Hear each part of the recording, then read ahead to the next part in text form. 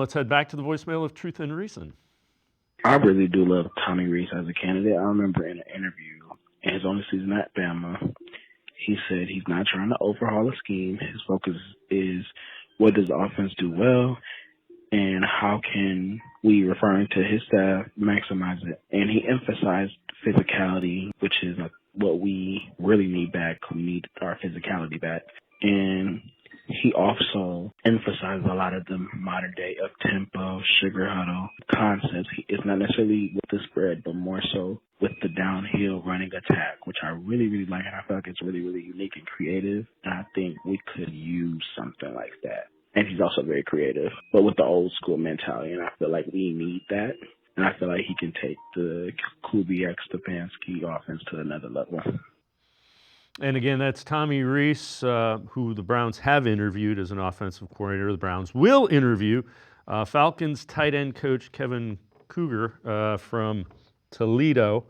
He was with the Chargers as a tight end coach before landing with the Falcons. Also, Seahawks quarterback coach Charles London will be interviewed today.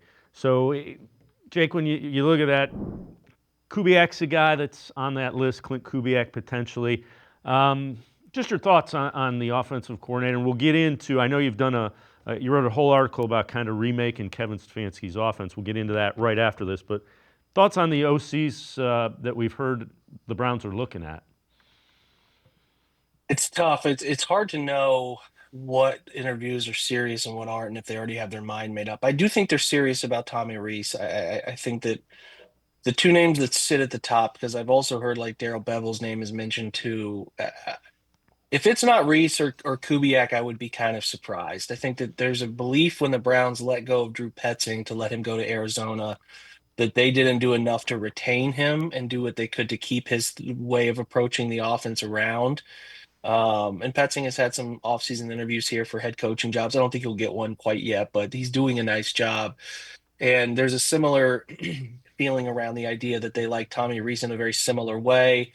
You know, they kind of threw that pass game specialist label on his resume this year to kind of make it a little harder for somebody else to maybe make him a quarterback's coach there or something else. So I think they like him. It's a matter of if they think his philosophy to offense and understanding of the style that they're going to revert to is conducive for successful overall operation. So he's not rooted. He didn't come up in this sort of system the same way Kevin did, the same way.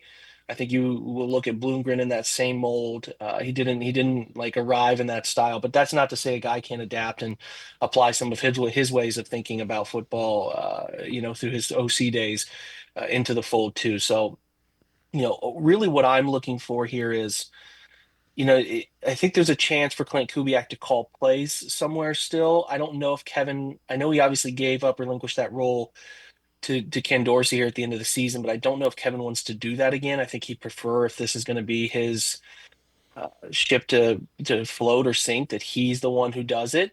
Does that mean he can't get somebody like Kubiak? That's where things we kind of don't know behind the scenes. Where would Tommy Reese be willing to come into the fold and maybe not call plays but have that label?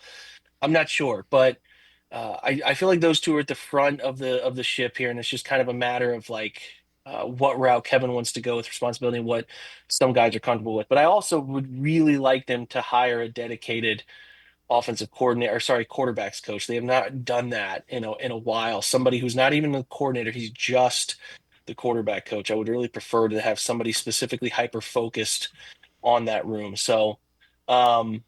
Yeah, that's kind of where I am. The thing I would like more than anything, because I think there's a lot of opportunity out there, and Tommy and Kubiak obviously check box here, but I just want somebody who's called, develop their own offense. Like there's just a world here, and even if they're not calling plays in Cleveland, the necessity to coordinate an offense, what it takes is unique in both preparation and application on game days. And I think having done that at some level and some variety really does make you a better comprehensive coach for that side of the football.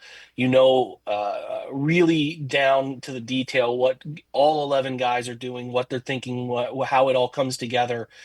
I just would be apprehensive. Not that it couldn't work, but I would be apprehensive about bringing in somebody who doesn't have that experience, given the criteria that we're looking for here. So, a couple guys, like I said, they already have that ability or already have accomplished those things. So, we'll see if they go that route. But I think that element of it is like you just think about football in a different way when you're putting all the positions and all the schematic operations under one umbrella, and you're the one in charge of it. So yeah, I find myself leaning in that direction. But one thing you know about the NFL, man, is you can never guarantee anything one direction or the other. You can make a great hire, perceived great hire that doesn't work out, and you can hire somebody who nobody wanted. Can't believe they hired this guy, and all of a sudden he's the hottest coordinator name in the next coaching search market. So yeah, it's a bit capricious, but I do feel like as far as moving the needle with the off season stuff, I think that's a place that I would be very interested in trying to figure out somebody who's at least done it at some level.